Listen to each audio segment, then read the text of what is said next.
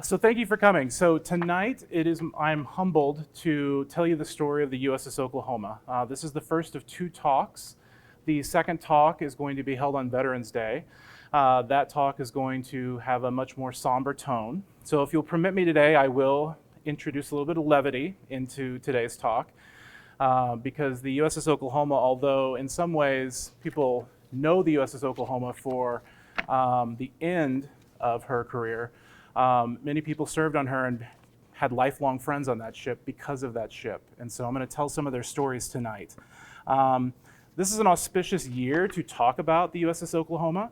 The USS Oklahoma was actually launched in 1914, so it's the 110th year anniversary of the launching. And she was decommissioned in 1944. We'll leave the decommissioning for the second talk. But tonight I really want to talk about some of the voyages of this ship, and I'll provide a little bit of context, what the ship was like, and some of the experiences that people on the ship had when they served on her. So the USS Oklahoma, pictured here, this is a battleship. Okay, so in 1911, the United States decided it needed two more modern battleships. If you'll permit me as a political scientist to give you a little bit of political context, at the time, the United States was an emerging great power. So coming out of the Spanish-American War, the United States was essentially thrust on the world stage, and it in many ways had to prove itself as a naval power. In 1911, Congress authorized two ships. This would be known as the Nevada class, because the other ship was the USS Nevada. USS Nevada would be BB-36, BB standing for battleship, and Oklahoma would be next, so BB-37. They just went in order and they just gave them numbers. So BB-37 is the ship we're talking about tonight. The USS Oklahoma was built in Camden, New Jersey, on the shores of the Delaware River, and was commissioned, or christened, I should say, in 1914, and would later be commissioned 2 years later. Now, if you know anything about history, you're thinking 1916. I think something happened very close to that year, and indeed it did. So the USS Oklahoma was commissioned basically right at the beginning of World War I. So let's talk a little bit about the ship. So this is the ship. This is what the USS Oklahoma looked like before 1927. We'll talk about 1927 because in that year the USS Oklahoma would undergo a modernization, and the ship that you see here would change a little bit in appearance. So she was heavily armored for the time. The battleships were the premier ships of world navies. They had the biggest guns. They fired at range, and this was at a time before naval aviation or the aviation in general had really become a very powerful weapon of war. So at the time, and if you've read anything about World War II, in the Navy there was a difference between the black shoe Navy and the brown shoe Navy. The brown shoe Navy, these were your naval aviators. The black shoe Navy were sort of your old school. They had grown up with battleships. They had grown up with big guns firing at each other until somebody gave up. This ship was designed for a period when you shot big guns until the other side gave up, right? And you can see those big guns in the photograph. Heavily armored in this case means that at its thickest, its armor was over a foot deep. So at the area where the ship was most likely to be struck by shells, we're talking about 13.5 inches of armor, just American steel. So pretty well protected. The armor was actually thicker on the turrets, which of course were vulnerable because they were filled with explosives and they were very important to keep in operation.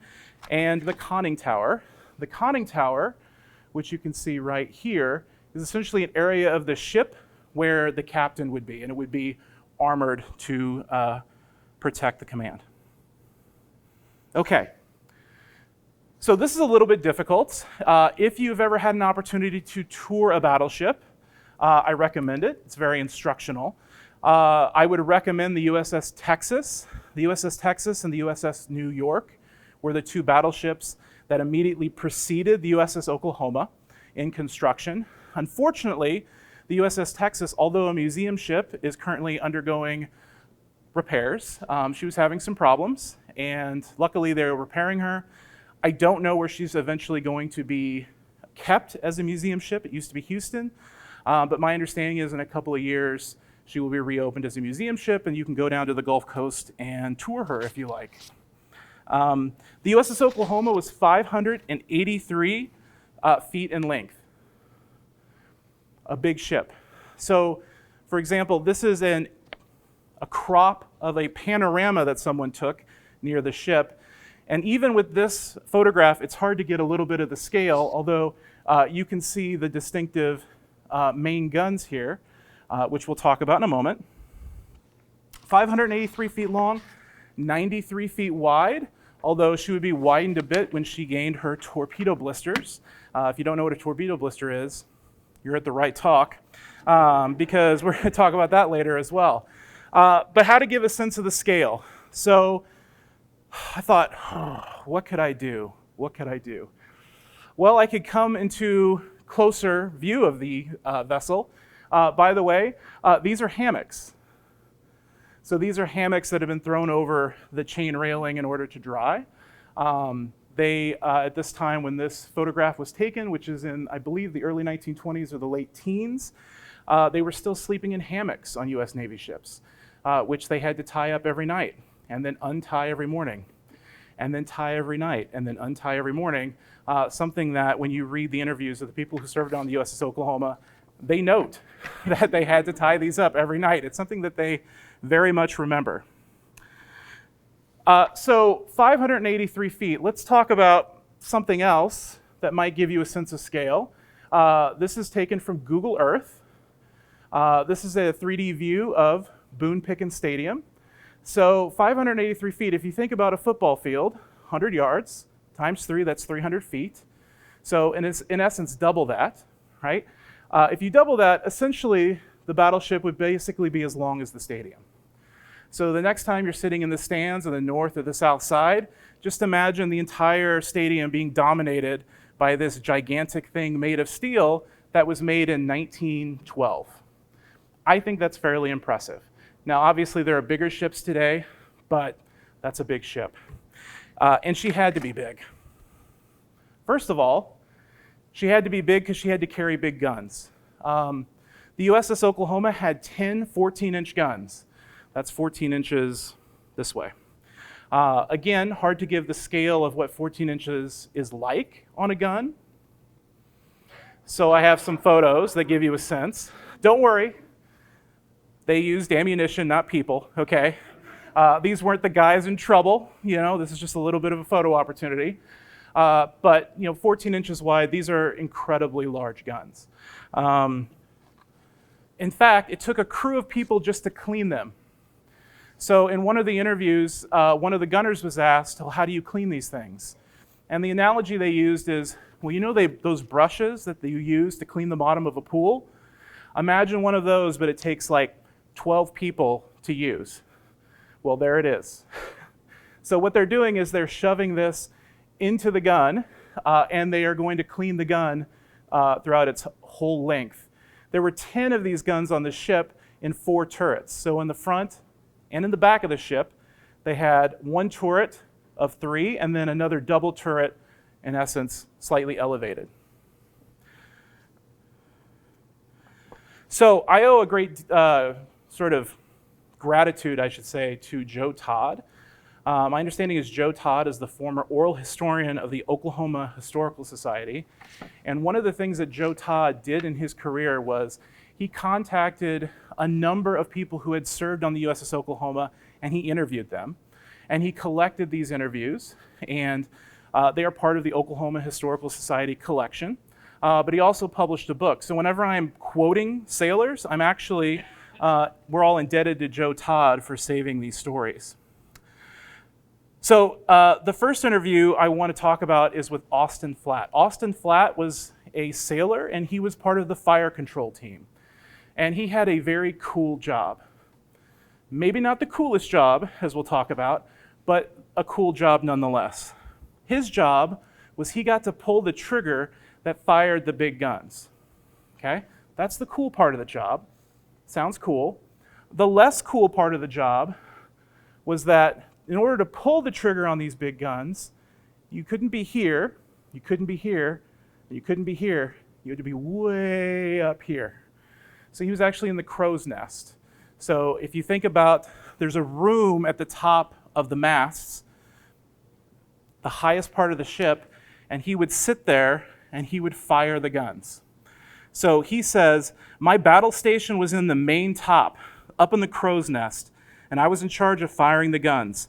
I pulled the trigger.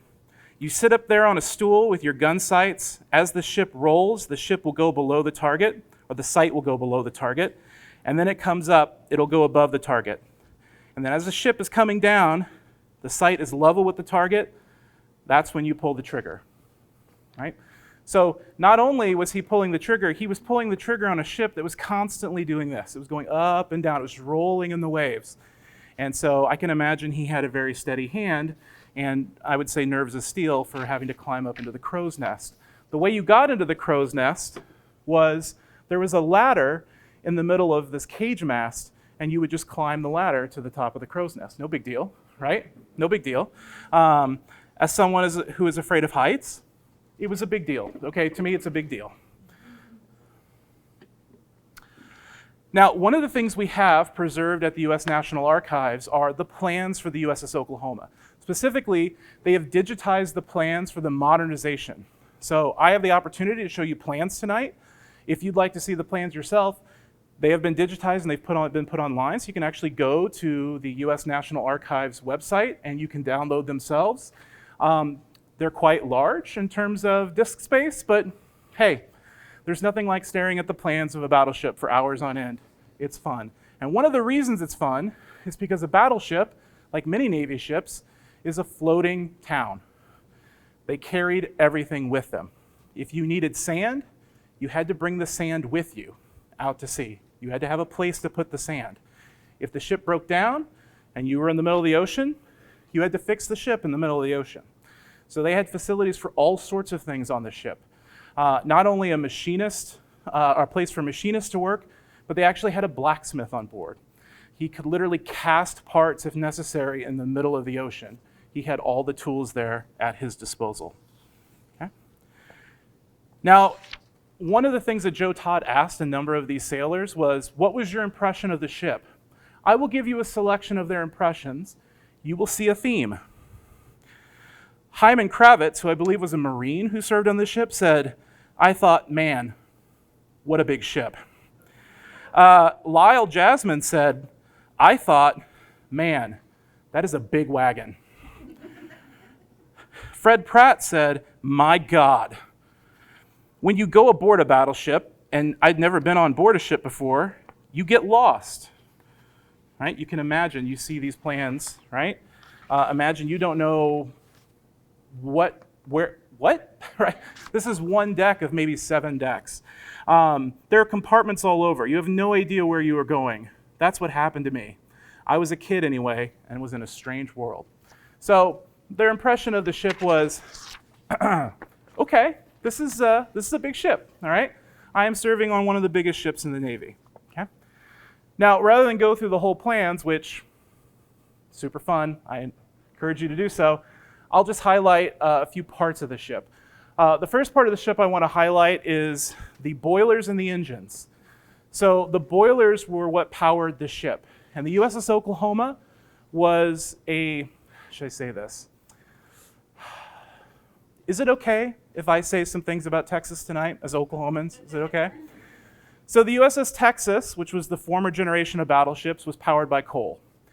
Coal is great to power a ship to a point. One of the things that coal is dirty, and it gets everywhere. The dust gets everywhere. It's actually hard in some ways to fire them. You have to pressurize certain parts of the ship in order to fire coal. The Oklahoma burned oil, and this was a huge innovation for the U.S. Navy at the time. In fact, this was the first big ship of the U.S. Navy to actually burn oil. And oil had some advantages. The first advantage was it was cleaner to burn. It was actually easier to carry around. You could just fill tanks with it, and you could just have a tanker come alongside and essentially throw a hose over the side and just, fill up like you were at a gas station.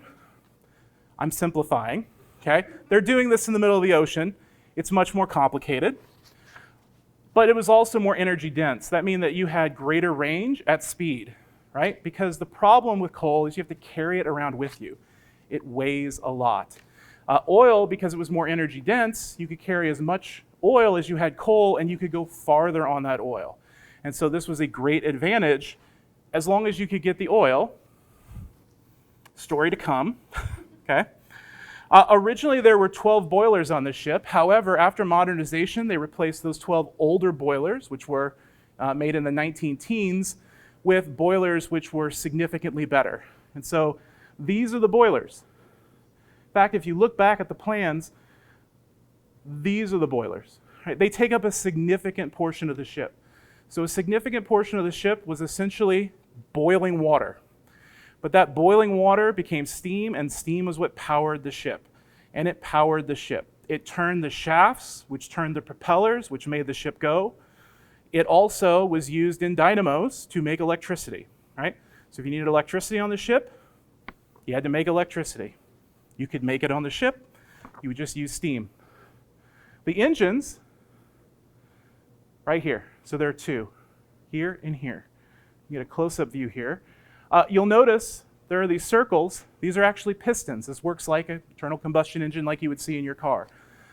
These were triple expansion engines, steam engines, which means that the steam would come in and it would pull a piston, or push a piston, I should say, and then it would lose a little bit of energy. It would go into the next piston and it would push that piston, and it would go into the next piston and push that piston, and there was just a giant crankshaft underneath, and it would just pull the propellers. And that's essentially how the ship was powered, by those two engines. In fact, those engines were so great that when they modernized the ship in the 1920s, they just left them. They're like, why bother trying to fix perfection? Not perfect, but they were highly reliable, and they left them in the ship. Okay? Second part of the ship I want to highlight is the front of the ship and the back of the ship, where they had to keep all of the explodey parts, we'll call them. So they had magazines. Magazines are full of explosives. This is the most dangerous part of the ship. It's been the most dangerous part of the ship ever since cannons were first brought on board ships. You don't want to light a cigarette. You don't want to have a spark anywhere near a magazine. The magazine is where they kept the explosives, which would propel the shells, in this case, quite far. 11.5 miles, I believe. And they could hit their target.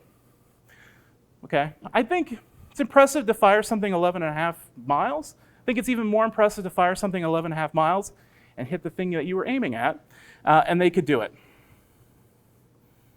Okay, so here we see the storage for the shells. So they carried all the shells with them. This is where they carried the 14-inch shells, which they would use in the main turrets. They would also carry 5-inch shells with them. So you see other rooms off here to the side where they would have 5-inch shells for all of the smaller guns that they had on the ship as well. And then underneath, you can see the magazines. And if you see these really thick parts of the ship, there's a couple of really thick armored parts of the ship interior. These are typically your conning tower, your turrets, and your magazines. They wanted to make sure that those were incredibly well protected. Okay. At launch, she also had 21 5-inch guns. Okay, so these were a bit smaller. They had a small crew. They had a captain on each ship. A couple of the captains of these guns were interviewed. One of them said that he loved being the captain of a group of people all working for the same task.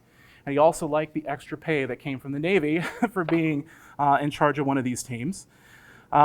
These ships would remain on the ship until modernization, until some of them were moved. There was essentially 21 of these. I was a little confused. I was like, 21? I was expecting an even number. It turns out they had one at the very back of the ship, which they called the Stinger. Makes sense. And eventually they removed that because they said, it doesn't have a great field of fire. You can't, plus you're only firing at something with that if you're running away. Come on, right? So maybe there's a little pride. They actually had to get rid of some of the other guns from these casemates because water was blowing into them. So they were adjusting the ship as they went, and then with modernization, they actually replaced some of these 5-inch guns with a different set of 5-inch guns, which could also be anti-aircraft guns. Now, these guns were not only on the deck of the ship, they were inside the ship. In fact, they were inside the ship in places where people actually slept and ate. So this is a picture from the 19-teens of the interior of the battleship. If you see this giant rectangle here that's open to the outside, that is one of these rectangles right here on the side of the ship. And you can barely see it in this picture, but there's a gun there. And indeed, that is a 5-inch gun. And in the foreground is pie, okay? So they would sleep and eat the same place where they would work, right? And so they had a 5-inch gun here where they would sling their hammocks at night. And then you can see here a staircase that's leading to the upper deck here. But again, it shows you how intimate they were with the 5-inch guns on the ship. They were literally amongst the crew of the ship. Initially, that's a picture of a 5-inch gun on deck. They had other weapons. They had 3-inch anti-aircraft guns, not many. Again, this was in the 19-teens. They weren't too worried about air power. By the 1920s, they were becoming increasingly worried about air power. So during modernization, they included many more anti-aircraft guns and a better fire control system to try to shoot down planes. Initially, the USS Oklahoma had torpedoes on a battleship. Somewhat unusual. In fact, the US Navy found this to be a little unusual in the 1920s because they removed the torpedoes. You're probably not going to use torpedoes on a battleship during this period, but this was a holdover of earlier times when, you would carry torpedoes even on the largest ships. If you ever see a picture of the USS Oklahoma, you can identify pre- and post-modernization fairly easily. Pre-modernization, you have these beautiful, what were known as cage masts. I think they're quite stunning. I can also imagine they were quite a pain. One of the things that many of the sailors talk about in terms of what they remember from their duties is chipping paint, and then painting, and then chipping paint, and then painting. So you can imagine crawling up in the middle of one of these and chipping paint and painting is probably not very fun. One of the things that they did during modernization was they replaced those cage masts with tripod masts. So if you ever see a picture of the ship and it has these tripod masts, this is post-1929. Okay? This is part of the modernization process. You can still see at the top of the ship the crow's nest. Right? This is where people were at the highest part of the ship. I said that there might be a job cooler or crazier, depending on your perspective, than firing the guns with the trigger in the crow's nest. The ship had planes. Now, I don't fly planes. I'm not a huge fan of flying. Flying off a carrier seems daring. Flying off the turret of a battleship, I want to meet this person. I imagine this person volunteered. Someone said, "Would you like to fly off the turret of a battleship?" And they said, "Absolutely." And that, I think, might be the most interesting person on the USS Oklahoma. So they had scout ships. Now, what did these ships do? They scouted to a degree, but one of the things that they did was they spotted for the people who were firing the guns. So every battleship, they actually included dye when they fired their shots. I believe Oklahoma, or the USS Oklahoma's color was green. And so they could fly above these battles or target practice, depending on the scenario, and they could actually see where the different shells were landing. And if there were multiple battleships, they could identify whose shots were short or whose shots were long, and they could tell, hey, you're a little long, you need to adjust back by this amount. So they were helping Austin, who was up in the crow's nest, do a better job at firing the guns. Now, how did they recover the guns? They didn't recover the gun. How did they recover the planes? Well, they didn't try to land them on the turret, thankfully, but you'll notice there are giant pontoons on the bottom. In calm seas, they could land on the ocean, and then they had cranes, and they would pick them up, and they would put them back up on the deck of the ship.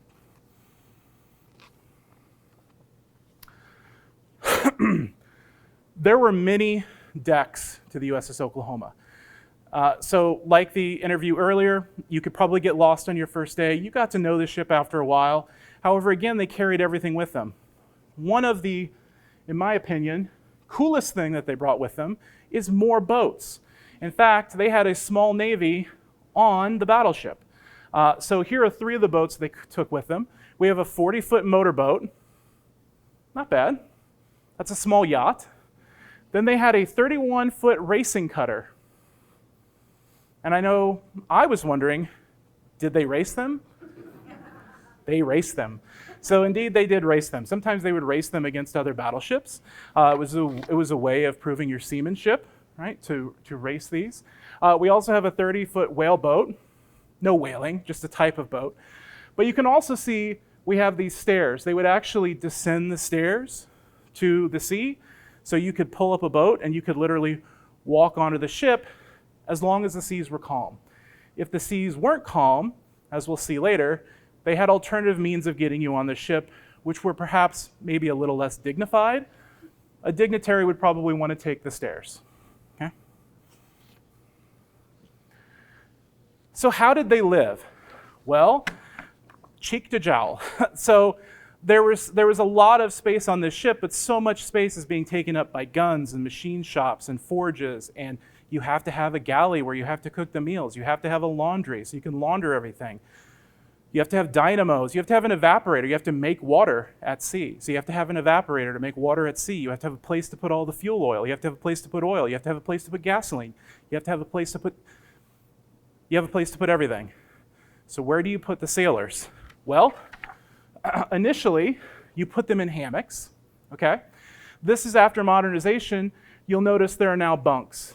This was a great feature of the USS Oklahoma, according to the sailors who served on her after modernization. The USS Oklahoma was one of the first ships in the US Navy to get bunks.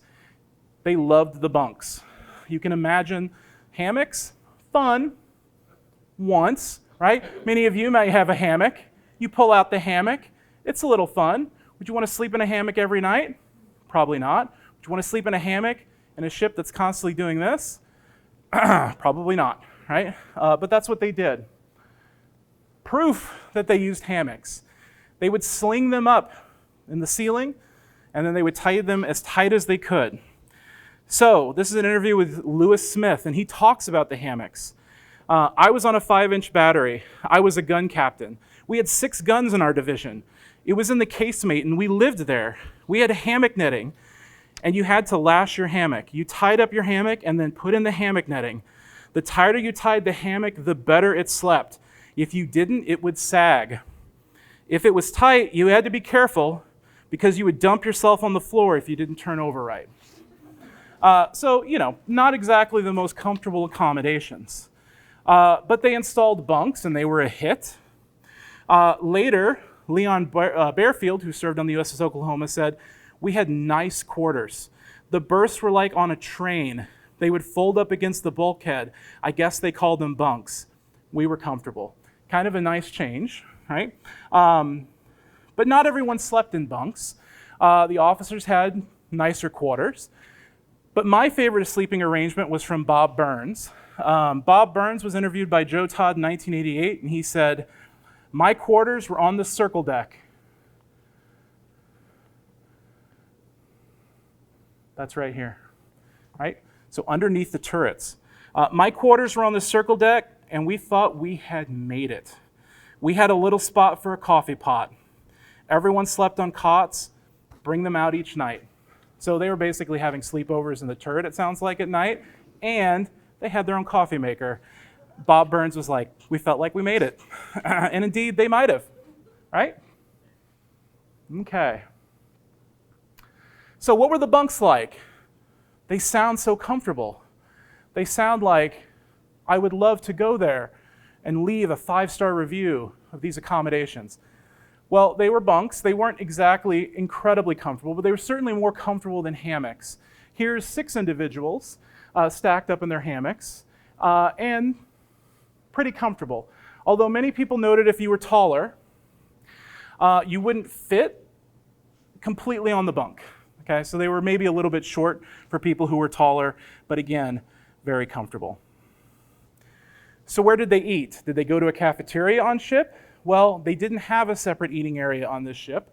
They had large galleys throughout the ship, and they had cooks who would cook large amounts of food. As you can imagine, cooking for hundreds of sailors.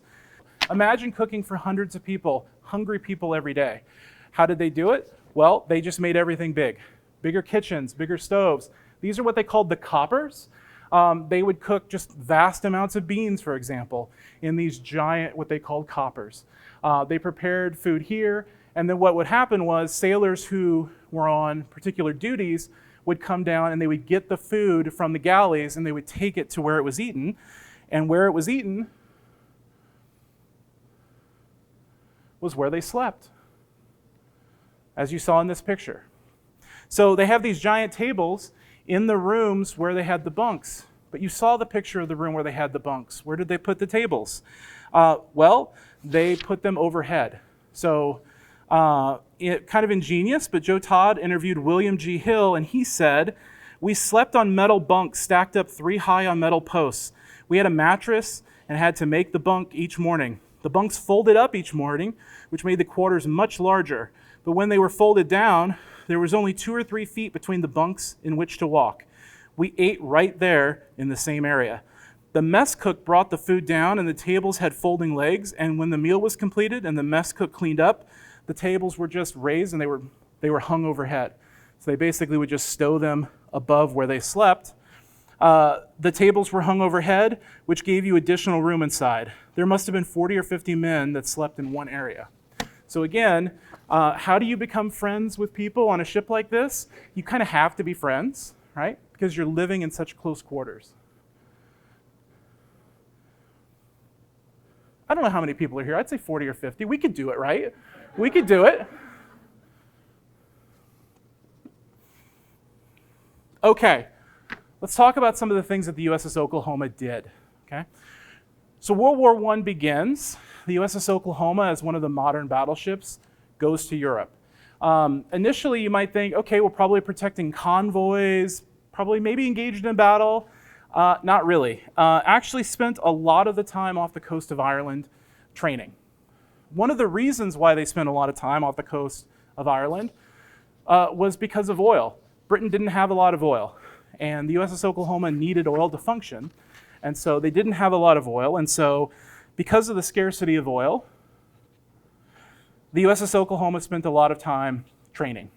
I believe the USS Oklahoma did some light escort duty briefly, but its main service was actually in December 1918, when it was one of the ships that met President Wilson on his way to Europe for the Paris Peace Conference. And so service during World War II was actually, or World War I, I should say, was actually fairly light for the USS Oklahoma. No great battles, no great convoy duty. However, when you read the interviews of the sailors, maybe there's a little relief there. Obviously, it's a scary time. You're 19 years old. You're off the coast of Ireland, not wondering what's going to happen. But there are also fun things that the USS Oklahoma did. So I'm going to tell you the story of the cruise of 1925. I wish these seats had seatbelts. Okay, so the United States has a great idea. Let's send a flotilla of battleships to another part of the world. This is a test of the Navy. Can you go to another part of the world? How do you know, so there were maybe some minor military benefits. It was also something of a show of force. So this was in the 1920s, just to show people that the US Navy could project power to other parts of the world. Their destination was Australia. The cruise was in the summer of 1925. They would visit Pago Pago and the Samoas, and Melbourne, Australia, and Wellington, New Zealand. Now, there's a few things I'd like to tell you about Australia at the time. United States, 1925, Prohibition. Australia, 1925. Opposite of Prohibition, very okay with alcohol. which many of the sailors noted in their interviews.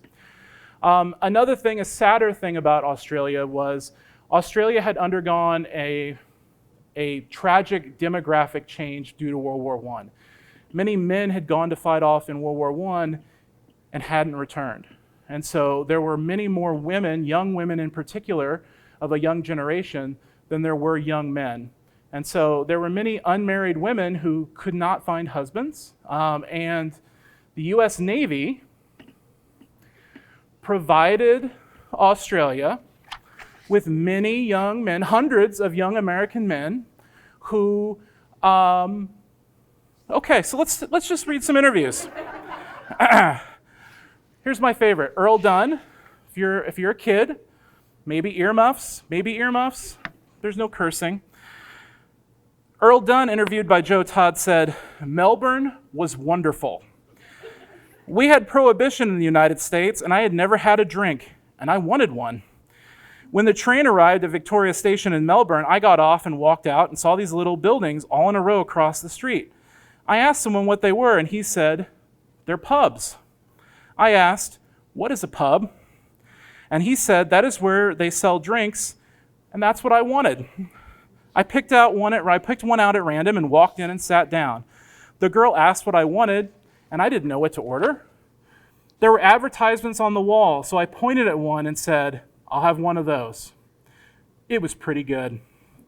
So I tried something else and had about 6. I had about 6 drinks, and everything began to go screwy. I got up and managed to walk out to the street, but the sidewalk would not cooperate. I saw a window and walked over to it and sat down on the sill. I sat in that window until 4 in that afternoon." So that was his first experience drinking in Australia. Mike Bennett said, "We were at Melbourne, and that was the nicest bunch of people I was ever associated with outside of America. They liked their drink, and we were welcome in their homes. Several of the boys got married, and then 10 or 15 got engaged. All this happened in 10 days while they were in Melbourne." So again, it was a demographic crunch, and it's hard for me to see pictures of these people and not think of my students at the university. They're 19, they're 20, they're going on an adventure. You can imagine. Lewis Smith said, "When we were into Australia, a lot of the Australian men had been killed in World War I, an awful lot of them. In fact, men would come down to the ship and they would take sailors home to meet their daughters," right? So again, these poor families were like, we have all of these unmarried people and they can't get married because there just aren't people that they can marry. Now, it wasn't all fun. The USS Oklahoma did serve in some important conflicts. One of those conflicts was actually the Spanish Civil War.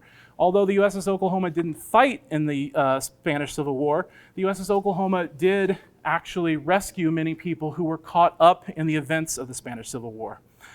There were many US citizens who were there visiting, or they were on vacation, and they were trapped in Spain when the Civil War began between the Republicans and the fascists. The USS Oklahoma at the time was on what was called the Midshipman Cruise. This is a cruise that the midshipmen at the Naval Academy, so these are young people at Annapolis who are training to be officers in the Navy. They take summer cruises. They're on a summer cruise. The Spanish War breaks out. The U.S. is desperate to get a Navy ship there to rescue the people who are trapped in Spain. And they choose the USS Oklahoma partly because the USS Oklahoma was the biggest ship, and so it could carry more people if necessary. So the USS Oklahoma went to Spain and went port to port rescuing people from the Spanish Civil War. I'd like to tell you one story. This story is discussed in a book, Battleship Oklahoma BB-37, by Jeff Pfister, Thomas Home, and Paul Goodyear. And they discuss the story of American missionaries Robert and Martha Odom. Robert and Martha Odom were missionaries in a small village in Spain. When the Civil War broke out, the fascists basically took over their small village. And one of the things that they were forcing everyone to do was display a fascist flag. Well, they didn't have a fascist flag, and in fact, one night, some fascists showed up at their house, demanded that they show a flag, and so they said, of course, except they didn't have a fascist flag to show, And I don't think, reading between the lines, they had any desire to show a fascist flag either. But they're two young people with a very young son. What do? Well, Robert went to the embassy. So, quoting from the book, the following morning, their balcony was the only one on the street without a flag. Fearing retribution, which would cost him his life, Robert hastened to the American consulate in Vigo. He returned with a huge American flag, a gift the consul had received from Oklahoma's captain, and immediately draped it over the railing of the balcony. Never again would there be a knock at the door in the middle of the night. So the fascists left them alone after they draped this flag over the balcony. Now, this flag is interesting for a few reasons. May have saved the life of those Americans. However, their son, who was born shortly after this event, he actually had the flag in the 2000s, and he donated it to the Oklahoma Historical Society. So my understanding is that flag is now part of the collection down in Oklahoma City. Okay. Not all the refugees were adults. This is one of my favorite pictures. This is an officer and a couple of sailors holding babies. These were some of the people who were rescued from the Spanish Civil War. It is hard to tell, but I will tell you the joke that I have conceived. Okay, here it is. I apologize to the different branches of the military, but I think this is fair. Hopefully you will agree with me. One of these babies looking very comfortable, okay? Very comfortable being on this ship. Clearly Navy baby, right? Clearly a Navy baby. Middle baby, comfortable, but angry. Comfortable on the ship, but very angry. Marine baby, right? Marine baby, okay? This baby does not want to be on this ship. That is your Army baby right there. He is like, get me off this ship. I want to be on land. Now, how did they get these babies on the ship? Well, you might think, oh, well, they went out and they got them in a boat and they brought them and they walked up the stairs into the ship. You can do that in calm waters. They couldn't do that at some of the locations when they were saving people during the Spanish Civil War. So what they did was they took the cranes that they used to bring the planes onto the ship, and they basically put these large canvas bags on them. They would lower the canvas bag from the crane into the boat. You would step as dignified as you could into the canvas bag. The canvas bag would then be raised up. It would just kind of close up around you, and then they would hoist you up and over the side, and then they would put you lightly on the deck. And so that's how they got many of the people on the ship, because the only alternative was what they called Jacob's ladders, which were rope ladders with, So Army baby's not going up a Jacob's ladder in the middle of the ocean, and so, right, but you can use the canvas bags. Here's a cool picture of the USS Oklahoma transiting the Panama Canal. The USS Oklahoma would serve in the Atlantic and the Pacific at various times during its career. And many people had wonderful memories of this ship. Earl Dunn said, "The Oklahoma was a wonderful ship. The crew made the Oklahoma. They were friendly, not like the flagship, not especially the New York." I don't know what's going on there, but apparently he maybe had some beef with the New York. The other ships were too regulated and too much spit and polish. The Oklahoma was loose and the officers didn't mess with you. Now, it wasn't all fun. Every week they had what was called field day, and I know what you're thinking. We had field day in elementary school, right? Probably some tug of war, maybe a few races. Nope, clean the ship top to bottom. So every week they would all get out and they would clean the ship. So here they are, scrubbing the deck, right? Cleaning the deck. So you can imagine the decks get quite dirty with all of those people working constantly, walking over them. Some other tasks that I enjoy had cool names like the Holy Rollers. The Holy Rollers were these bricks. They would throw sand down on the deck and they would take these bricks and then they would basically go back and forth along the grain of the planks on the deck, and it would polish the deck. It would also sand the deck. And the reason they had to sand the deck was occasionally they would have to replace a plank. You can imagine with all those people and all that machinery on those decks, those planks are going to get worn down. Well, when they put a new plank on the deck, it's going to be a little bit higher than the others, and that's a danger. Well, the Holy Rollers help to keep the deck perfectly level. There was also what was called shining bright work. So there were accents on the USS Oklahoma for decorative purposes. People would go around and they would polish all the brass and the copper on the ship. Bob Burns, who had the coffee pot, my job was to take the Tompkins out of the end of the gun. The Tompkins was basically the round thing that they would stick in the end of the gun to make sure that water and debris wouldn't get into the guns when it was just sitting there.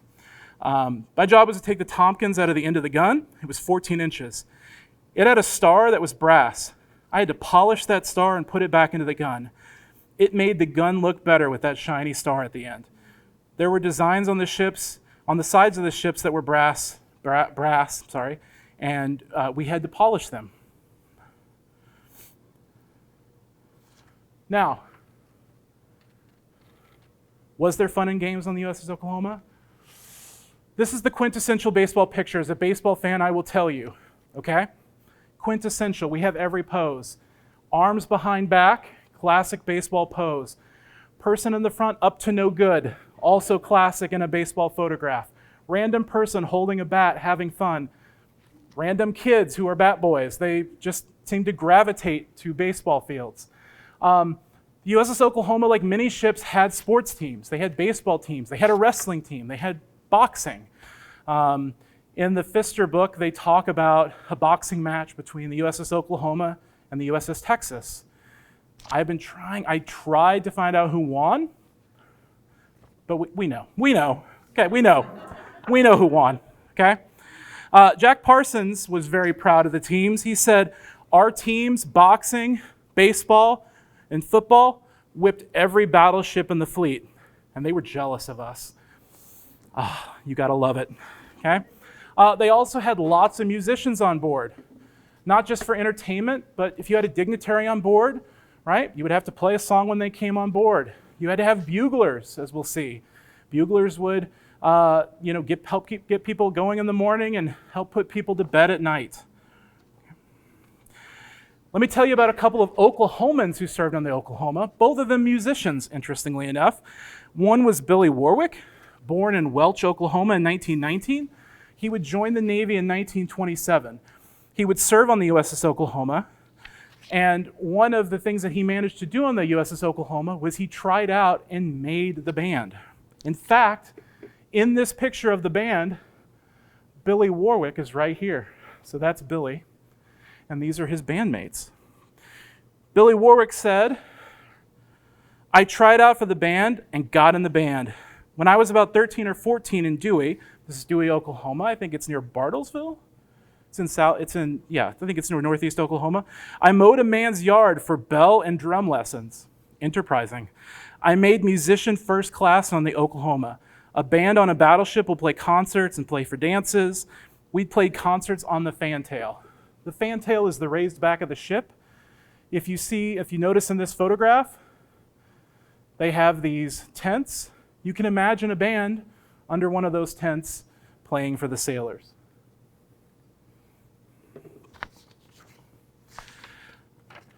Now, another person from Oklahoma who served on the ship was Joe Lauder. Joe Lauder was from Weatherford, Oklahoma, but moved when he was very young to Oklahoma City with his family. He would join the Marines, and he was one of two buglers on the USS Oklahoma at the time he was serving. The other was Navy. He was Marines. They were both buglers. And if you know anything about, they love bugles in the military. I'm just going to say it. They love bugles in the military, okay?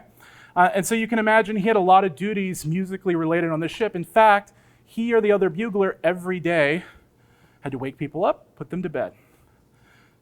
So one of his duties was to play the bugle in the morning, play the bugle at night, except on Sundays. On Sundays, sailors got to sleep in. So they wouldn't wake them up until 8 a.m. when they played To the Colors. So they would play First Call at 7:55, and then they would play To the Colors at 8 a.m., then everybody was up on a Sunday. Joe Lauder was one of the buglers. So here's a story about Joe Lauder. Joe Lauder is serving on the USS Oklahoma. It's 7:55. He plays his bugle, First Call. He waits. 8 a.m. he has to play To the Colors. He's standing on the deck of the USS Oklahoma. He looks up a few minutes before 8 and he sees planes. and he immediately sees that they're not American planes. And he says, those are not American planes. He says this to the person next to him. I believe the person next to him said, Joe, you're getting paid to blow the bugle, not identify aircraft. But very quickly they realized that those were not American planes. Now, this Sunday in particular was December 7th, Pearl Harbor Day in 1941. Joe Lauder stood on the deck of the ship and saw the planes coming in the initial attack. And his story, and the story of the others who served on the USS Oklahoma, I will tell you in a month, on November 11th, if you would like to hear it. How's that for a cliffhanger?